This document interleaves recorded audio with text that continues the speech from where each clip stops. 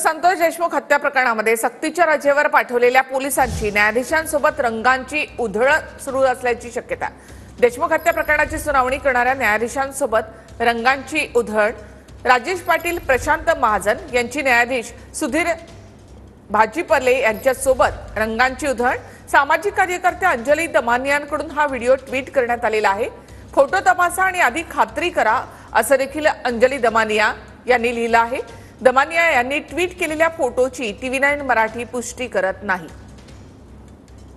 विष्णू चाटेच्या ऑफिसमध्ये 29 नोव्हेंबरला जी बैठक झाली त्या बैठकीत सगळेच्या सगळे गटातली लोक तिथे उपस्थित होती आणि त्यांच्याबरोबर तिथे उपस्थित असणारे जे अधिकारी होते ते राजेश पाटील असे हे दोन व्यक्ती जेव्हा जज बरोबर दिसतात तर हे साफ चुकीचं आहे।